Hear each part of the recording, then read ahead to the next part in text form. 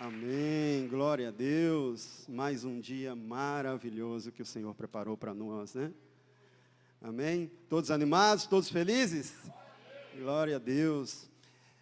No domingo agora, nós teremos ceia do Senhor, às 10 e às 18 horas, tá? Então se programe para estar conosco na Santa Ceia do Senhor, amém? Glória a Deus. E vai ter café da manhã, tá? Então você vem mais cedo, vem às 9 horas. Vai ter um café preparado para você ali, abençoado, amém? Colocar o tema da palavra aí, eu acho que não sei se deu tempo de fazer. Deu. Deus fala até com quem ainda não reconhece a sua voz. Deus fala todos os dias conosco. Deus já está falando desde o início desse culto. Deus falou na ministração de oferta e irá continuar falando agora. Você crê assim? Amém? E isso depende muito de nós. A sensibilidade em ouvir a voz do Senhor é muito mais sobre a nossa intimidade com Cristo do que sobre o ambiente onde estamos. A sensibilidade em ouvir a voz do Senhor é muito mais sobre a nossa sensibilidade com Cristo do que sobre o ambiente onde estamos. Ele fala no culto, Ele fala em meio aos louvores, Ele fala no teu carro quando você está dirigindo, Ele fala no teu quarto de joelhos dobrados. É a sua intimidade com Ele. Só lembrando aqui agora, meu pai e minha mãe estão assistindo lá em Minas. E sempre quando eu vou pregar, eles falam, fala de mim, fala da gente. Eu nem lembro de falar, eu vou falar. Então, eu vou mandar um abraço para minha mãe e meu pai que está lá, né? O bispo mandou um abraço também, pai. Aparecendo no programa da Xuxa, né? Você quer mandar um beijo para quem? Para minha mãe, para meu pai e para você. Oh, meu Deus. Mas amém. Meus irmãos também, né? Sempre estão assistindo lá e prestigiando a nossa igreja, cultuando com a gente, né? Abra o texto para mim, por favor, aí a mídia, o staff. Livro de 1 Samuel, capítulo 3, verso do 1 ao 13, nós vamos ler. 1 Samuel, capítulo 3, eu vou ler na NVI. 1 Samuel, capítulo 3, verso do 1 ao 13. Na NVI, e o texto diz assim: O menino Samuel ministrava perante o Senhor. Ele era ainda menino. Naqueles dias, raramente o Senhor falava, e as visões não eram frequentes. Certa noite, Eli, cujos olhos estavam ficando tão fracos que já não conseguia mais enxergar, estava deitado em seu lugar de costume. A lâmpada de Deus ainda não havia se apagado e Samuel estava deitado no santuário do Senhor, onde se encontrava a arca de Deus.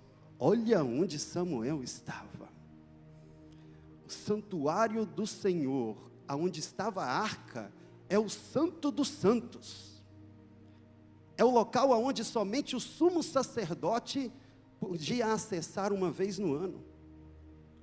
E Samuel estava ali, deitado no lugar próximo da Arca da Aliança, que representa a presença de Deus, aonde o Deus Altíssimo se manifestava.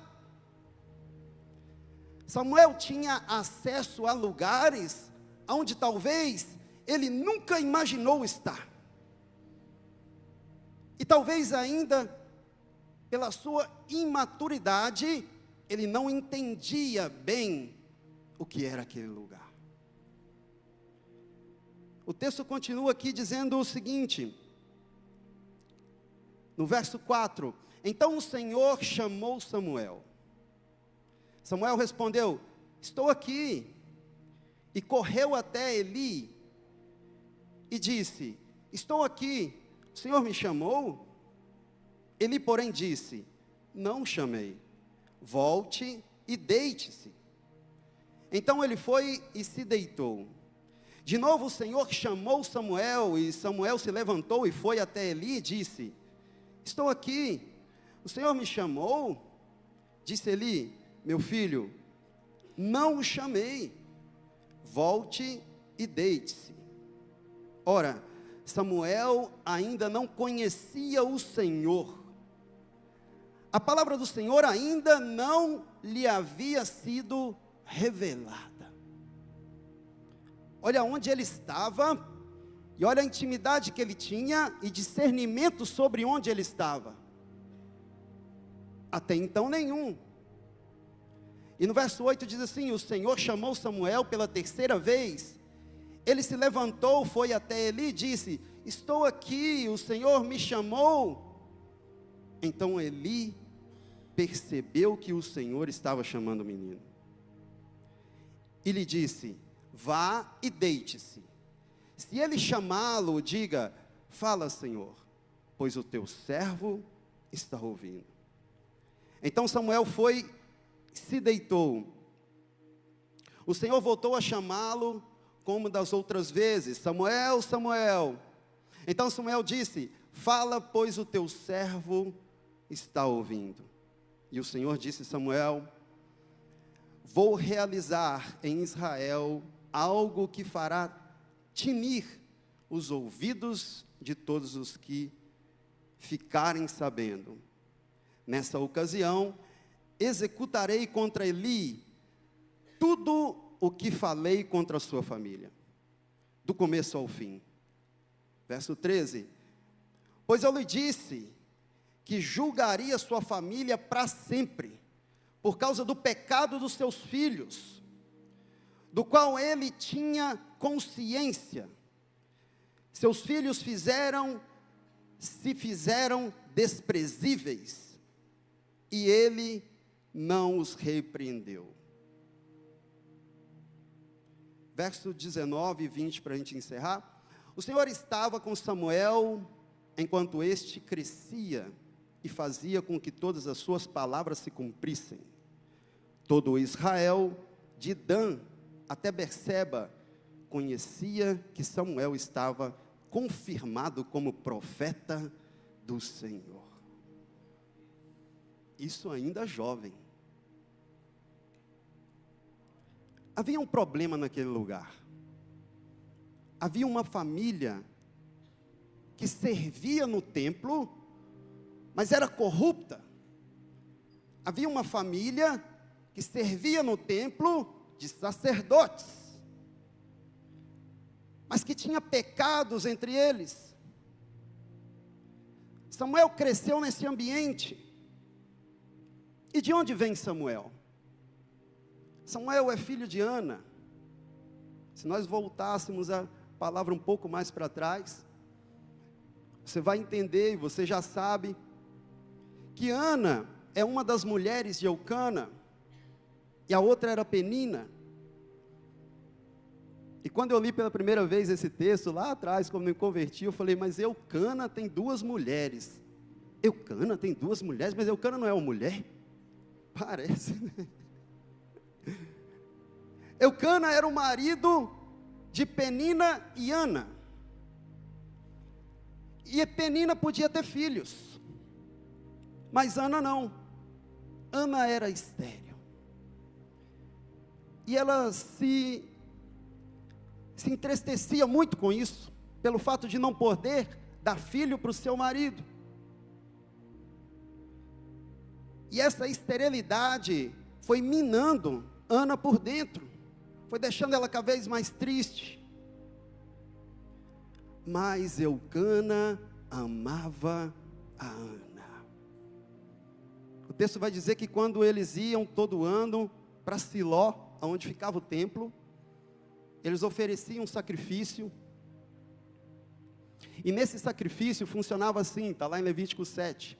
Eles levavam um cordeiro, a família toda, levava um cordeiro, dividia a carne dele em 3 partes. Uma parte era queimada, como holocausto. Outra parte, a família se alimentava daquela comida, daquela carne. E uma terceira parte ficava com os sacerdotes. E aí, nesse momento, Eucana dava parte dessa carne para Penina e seus filhos. Só que para Ana, ele dava porção dobrada. Ele dava porção dobrada. Eu fico imaginando, se a Ana comia tanto, 2 vezes mais, e fosse nos dias de hoje, já estava comprando do Careca uns negócios. Já estava tomando as injeções, porque ela comia 2 vezes mais que Penina, bispo. Comia. Mas ela ainda estava triste, porque não podia ter filho. A esterilidade é a incapacidade de gerar. E sabe que quando eu estava lendo esse texto, Deus falou muito comigo sobre esterilidade. Em que área da minha vida, talvez ainda há uma esterilidade, onde eu não consigo gerar? Talvez na sua área há uma esterilidade na vida financeira. Você está batalhando, você luta, você tenta abrir seu negócio, você tenta um emprego melhor, você talvez fez uma faculdade, você ainda não exerce a função que você estudou. Há uma esterilidade ali, você não consegue gerar, produzir, ir para frente. Talvez seja nos seus relacionamentos, talvez aquele menino, aquela menina que ainda não arrumou a namorada. Há uma esterilidade ali, travado, você não consegue gerar. Talvez dentro do seu relacionamento conjugal, talvez na sua saúde. O que tem sido estéril na sua vida? Mas para Ana, a esterilidade foi o cenário para o milagre. Talvez a esterilidade para você é a preparação do terreno para Deus fazer algo muito maior do que você espera. Aonde nós não podemos fazer, aonde o nosso útero não pode gerar, aonde eu não posso fazer com a minha mão, é aí que Deus age e faz infinitamente mais na nossa vida. Existiam algumas mulheres na Bíblia que também eram estéreis. E aí a gente vai entender sobre esterilidade. A primeira delas, lá no início, Abraão e Sara. Sara era estéril. E o filho da promessa, Isaque, nasceu de uma mulher estéril e que ainda era de idade avançada. E olha que interessante. Isaque se casou com Rebeca e Rebeca também era estéril. Mas mesmo assim, nasceu 2 filhos, Esaú e Jacó. E aí do filho Jacó, aonde vem a nação de Israel, também com Raquel, que era estéril, ele teve José e Benjamim. Os 3 patriarcas da Bíblia, Abraão, Isaque e Jacó, vieram de úteros estéreis. Os 3 patriarcas da Bíblia tiveram mulheres estéreis. Sabe o que Deus quer mostrar com isso? Que não é pela nossa força. E quando Ele faz, Ele prepara o ambiente da esterilidade para gerar um milagre impossível aos nossos olhos. Porque aquilo que eu posso fazer, Deus deixa para mim. E se eu falo, Deus, pode deixar que aqui eu tomo conta. Eu quero administrar a minha vida, eu quero administrar a minha empresa. Que negócio é esse que eu tenho que dar o dízimo para proteger o meu salário? Que negócio é esse que eu tenho que pegar conselho com o meu pastor, sendo que eu estudei lá fora, eu fiz um MBA. Eu estou querendo fazer com as minhas mãos. Mas quando a esterilidade, quando está difícil para mim, quando eu não consigo gerar, quando é difícil para o meu organismo, quando eu não consigo com as minhas forças, Deus pega isso e transforma em milagres. Só é possível fazer milagre de algo impossível, pois senão não é milagre. Talvez a esterilidade na sua vida seja um cenário para um milagre que virá.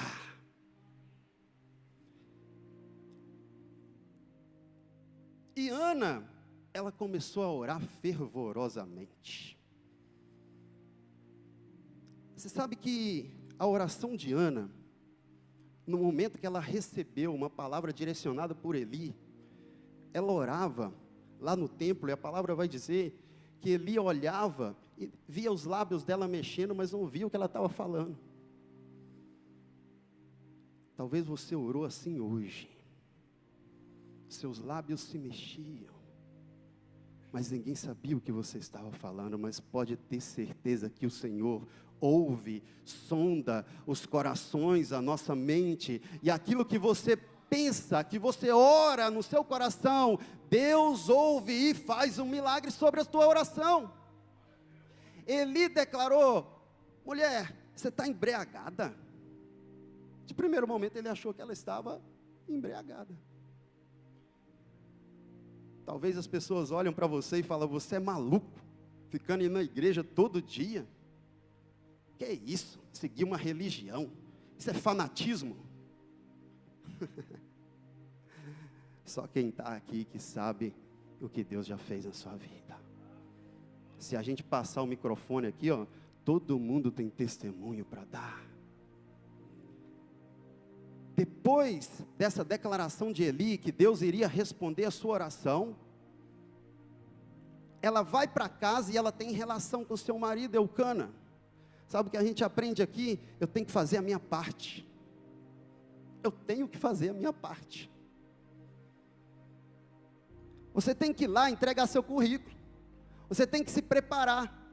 Você quer ter um emprego melhor, um salário melhor que seja, o que você está fazendo para isso? Deus já fez a parte dele, liberou o milagre sobre a tua vida, as bênçãos sobre ti estão liberadas. Mas e você, deu o seu passo de fé? E Ana foi, teve relação com Eucana e engravidou. Por que ela engravidou? E talvez você já ouviu isso de alguns pregadores. Ela mudou a sua oração. Ela entregou, ela disse para Deus: Deus, se você me der um filho, eu o entregarei para ti. Só que ela não sabia que, na verdade, ela estava trabalhando dentro de uma doutrina teológica que chama mordomia cristã. O que é a mordomia cristã? É quando eu entendo que eu não tenho nada aqui. Tudo é do Pai. Eu somente administro aquilo que Ele deixou nas minhas mãos. Isso inclui as minhas finanças, isso inclui o meu trabalho, o meu ministério, a minha família, os meus filhos, que inclusive, a palavra diz que os filhos são herança do Senhor para nós. Herança é aquilo que eu recebo para cuidar, mas que não veio de mim. Está sobre minha responsabilidade. Eli tinha 2 filhos. E o que a palavra disse? Que ele sabia e ele não fez nada. A mordomia cristã foi algo que Jó entendeu. Lá em Jó capítulo 1, verso 21, ele diz: eu vim nu e eu voltarei nu. O Senhor me deu e o Senhor tirou. Bendito é o nome do Senhor. Ele entendeu. Era um homem rico, próspero, com muitos filhos, mas que entendia que tudo que estava em tuas mãos não era dele. Quando eu entendo que sou apenas mordomo daquilo que Deus colocou em minhas mãos, eu simplesmente administro descansando no Senhor.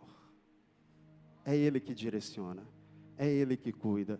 O filho que Ana achou que entregou para o Senhor já era do Senhor. Abraão também entendeu com Isaac. Sara era estéril, por ela mesma, ela não podia ter filhos. Esse filho que foi dado a ela era do Senhor. E quando Deus falou com Abraão: vem e sacrifica, para ele não era um problema, pois foi o Senhor que deu. Mordomia cristã. Somos apenas mordomos daquilo que Deus colocou em nossas mãos. E falando sobre o ambiente onde Eli foi criado, depois de ser deixado lá no templo, onde Samuel foi criado, Eli era um pai que tentava cuidar dos filhos, sabia dos seus pecados, orientava os seus filhos, mas eles eram desobedientes. Os filhos de Eli, Ofni e Finéias, eles comiam da carne do sacrifício, roubavam a carne. Eles tinham relações com as mulheres nas portas do templo, que ficavam na porta do templo. Eles eram corruptos. E nesse ambiente aonde Samuel foi criado, ele podia muito bem também se corromper. Se você vê, e talvez você já ouviu isso, né?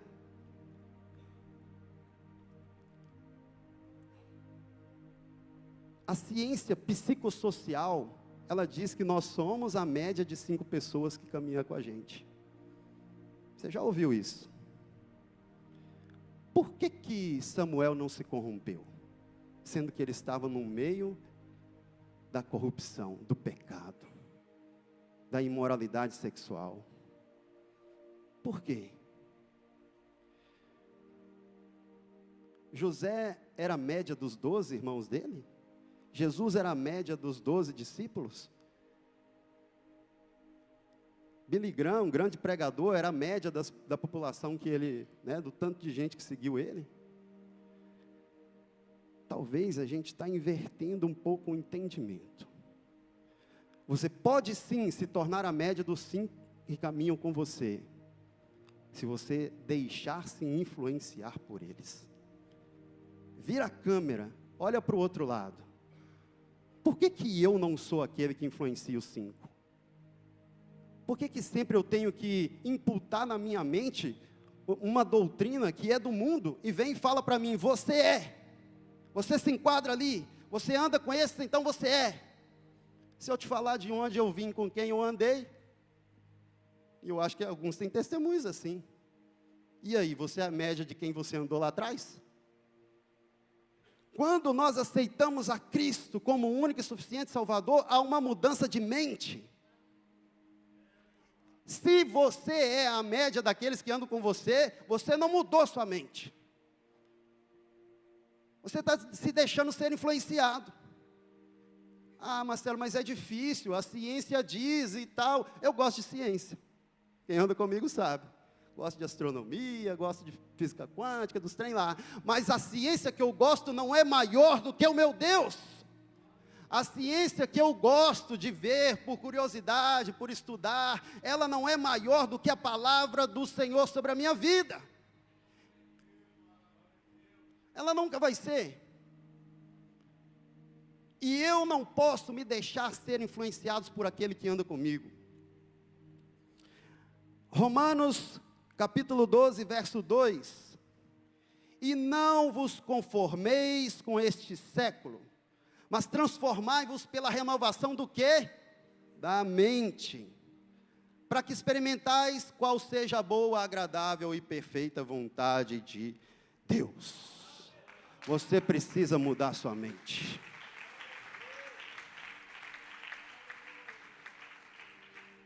Samuel cresceu num ambiente ruim, mas ele não se deixou de ser influenciado pelo ambiente. Ele tinha princípios, ele tinha temor a Deus, e mesmo assim, ele não entendia quando Deus falava com ele. Aonde Samuel estava? No templo, dormindo do lado da arca, no Santo dos Santos, e ele nem era da descendência de Arão, porque o sumo sacerdote só podia vir da descendência de Arão. E ele não ouvia a voz de Deus. Talvez você está aqui dentro da igreja e tentando, Marcelo, mas como que é a voz de Deus? Está vendo que você também não ouve? E aí você fala, nessa igreja eu não ouço a voz do Senhor, lá naquela outra igreja lá eu ouvi. O problema é da igreja. O problema é da tua imaturidade. Assim como Samuel era, o texto diz, imaturo. Deus não busca ambientes, Ele busca intimidade particular com você.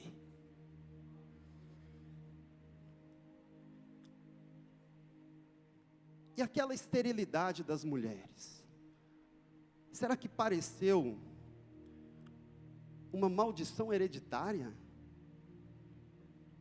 Sara era estéril, Rebeca era estéril, Raquel era estéril. Que isso? E às vezes a gente acha, e temos anos e anos de igreja, que o que acontece na minha vida, na minha família, por repetição, é uma maldição hereditária. Mas saiba de uma coisa: depois que você aceita Cristo como seu único e suficiente Salvador, e passa nas águas do batismo, morreu a velha criatura, e nasceu um novo homem em Cristo Jesus. Você é renovado, você é sarado, você é liberto, não há mais maldição hereditária sobre ti. Quem coloca na tua mente que há uma maldição de família sobre você, é o Satanás, assim como eu gosto de dizer. É verdade. Serpente lá atrás enganou a Eva, dizendo: o que mesmo que Deus disse? Ele disse que se comer da fruta vai morrer. Vai morrer nada. E ela comeu. Vamos falar de ambiente lá no jardim? Eles estavam no jardim do Éden, um lugar perfeito. Pecou. Jesus estava no deserto, passando 40 dias e 40 noites de jejum, e ele venceu. O ambiente não define quem você é, são os seus princípios. Os 5 que andam em volta de você, que você é a média dele, está quebrado e amarrado em nome de Jesus. Você vai influenciar os 5. É assim que tem que ser. A minha mente é renovada em Cristo, mas transformai-vos pela renovação da tua mente. Não deixe ser enganado, na mente.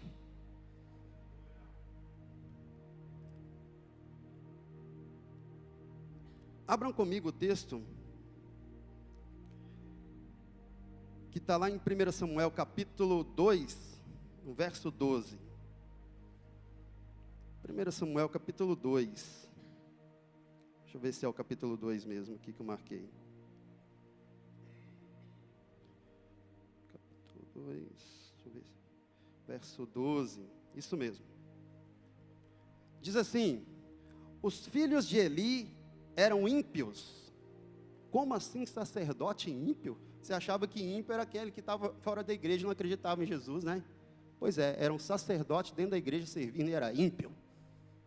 Talvez pode ter do teu lado. Misericórdia, né? Não se importavam com o Senhor, nem cumpriam os deveres de sacerdote para com o povo. Sempre que alguém oferecia um sacrifício, o auxiliar do sacerdote vinha com um garfo de 3 dentes.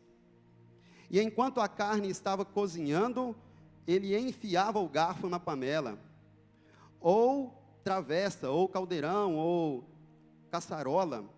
E o sacerdote pegava para si tudo o que tinha no garfo. Assim fazia com todos os israelitas que iam a Siló. Verso 17. O pecado desses jovens era muito grande à vista do Senhor, pois eles estavam tratando com desprezo a oferta do Senhor. Samuel, contudo, olha Samuel aí, ainda menino, ministrava perante o Senhor, vestindo uma túnica de linho. Verso 21, o Senhor foi bondoso com Ana. Aí, a gente já falou sobre isso, né? Ela engravidou e deu à luz 3 filhos e 2 filhas, outros, né? Enquanto isso, o menino Samuel crescia na presença do Senhor. Eli, já bem idoso, ficou sabendo de tudo que seus filhos faziam a todo Israel, e que eles se deitavam com as mulheres que serviam na entrada da tenda do encontro. Verso 25. Se um homem pecar contra outro homem, os juízes poderão intervir em seu favor. Mas se pecar contra o Senhor, quem intercederá por ele? Seus filhos, contudo, não deram atenção à repreensão de seu pai, pois o Senhor queria matá-los. E o menino Samuel continuava a crescer, sendo cada vez mais estimado pelo Senhor e pelo povo. Eu li esse texto só para mostrar para a igreja que o ambiente em que Samuel estava, de pecado, de corrupção, não definia quem ele era. Ele se tornou sacerdote sem ser da linhagem de Arão, profeta reconhecido pelo povo e juiz, o último juiz de Israel. Depois ungiu a Saul como primeiro rei. Profeta, sacerdote e juiz. Alguém que foi criado no meio de uma família corrupta. O que a gente aprende aqui nessa noite? O ambiente em que estamos não define quem nós somos. A esterilidade é o cenário para Deus fazer um milagre. Irmão, os teus olhos, tem que cair escamas, igual o de Paulo. Paulo estudou nas melhores escolas rabínicas, mas ele não entendia nada. Sabe quando ele entendeu? Quando ele teve um verdadeiro encontro com Cristo. Talvez você precisa ter um encontro com Ele. Mudança de mente, renova a tua mente. Tua esterilidade é o cenário para o milagre. O ambiente não te define. As pessoas que estão próximas de você não te influenciarão. Você irá influenciá-la. É assim que nós temos que declarar todos os dias. Mudança de mente, mudança de mente. Não há mais maldição hereditária sobre a minha vida. Cristo Jesus me renovou. Eu nasci de novo. Sou nova criatura. A minha casa pertence a Ti. Os meus filhos pertencem a Ti. Não importa se eles estão numa escola onde tem maus exemplos, mas o caráter que eles têm é o caráter de Cristo. Eles serão influenciadores e não influenciados. Mente renovada. Satanás entra na nossa mente e tenta mudar isso. Você tem uma maldição hereditária. Os teus filhos estão andando com aquele povo, vai ficar igual. Não vai ficar não, em nome de Jesus. Princípios, caráter, santidade, tem que estar dentro de nós, imputado primeiro na nossa mente e na mente dos nossos filhos. E somos responsáveis por eles, por causa da mordomia cristã, no qual eles são herança e não pertencem a mim. A minha saúde eu preciso cuidar, está dentro da mordomia cristã. Deus me deu o meu corpo para que eu cuide, para que ele seja glória para o Senhor. Tudo é para Ele. Amém? Glória a Deus. Queria que os irmãos ficassem de pé.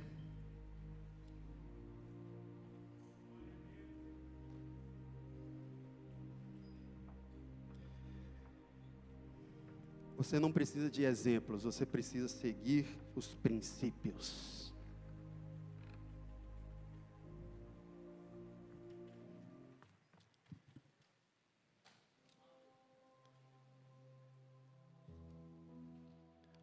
Samuel se tornou sacerdote, profeta e juiz. Deus tem para você algo que você nem imagina. Lugares altos, promessas, milagres, transformação. Coloque diante do Senhor as tuas petições e blindar a mente. Blindar a mente. Sou influenciador e não influenciado. Não existe maldição hereditária sobre a minha família. A aparente esterilidade que eu não consigo gerar é mentira de Satanás, pois é o cenário para o milagre. Todo dia que você levantar de manhã, você declara na sua vida pelo menos 5 bênçãos que você tem. Todo dia de manhã, eu agradeço pela minha casa, agradeço pelos meus filhos, pelo trabalho no qual eu vou. Estou cansado, mas eu vou e agradeço. Agradeço pela minha saúde, pela minha igreja. Tem pessoa difícil lá na minha igreja, mas Deus está falando. Essa igreja aqui, o sacerdote e os filhos. Mas Samuel cresceu ali. Deus falava com ele até quando ele não sabia quem era Deus. Talvez o que nos falta é maturidade para ouvir a voz do Senhor. Tu és Deus, quem sou eu para negar o teu poder, o teu poder. Tu és Deus, quem sou eu para negar o teu poder, o teu poder. A Ele que me enxergou, a Ele que me resgatou, toda a honra, toda a glória. A Ele que comigo está e nunca me abandonará, toda a honra, toda a glória. Vamos dizer a Ele que me enxergou, a Ele que me resgatou, toda a honra, toda a glória. A Ele está e nunca me abandonará, toda a Eu creio, Senhor, que há transformação de mente, Deus. Há restauração neste lugar. Toda a esterilidade, Deus. Promove um milagre, Senhor. Os meus irmãos irão gerar áreas que são estéreis, Deus. Faça com que milagre aconteça. Em nome de Jesus, Senhor, os ambientes onde nós frequentamos, nós somos implantadores do Teu reino. Nós não seremos influenciados, mas seremos influência, Senhor. Nos ajuda, Deus. E se eu sou fraco ainda, Deus? E se eu sou imaturo ainda, Senhor? Nos ensina, assim como a Tua palavra diz, a fugir da aparência do mal. Eu não preciso andar com pessoas que não estão no meu propósito, Senhor. Faça com que pessoas se aproximem de mim, que estão no mesmo caminho que eu, Deus, que eu estou, Senhor. Por isso eu oro e declaro sobre a vida dos meus irmãos que aqui estão: as bênçãos dos céus cairão sobre eles. Os teus filhos serão bênção, serão sacerdotes do Senhor, serão profetas do Senhor, e as tuas bênçãos do Senhor se renovarão todos os dias em nossa vida. Nos leva de volta para casa debaixo da tua proteção.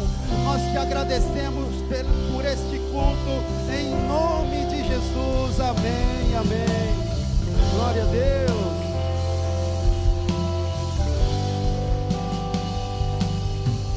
Irmãos, nosso culto está encerrado. Dê um abraço em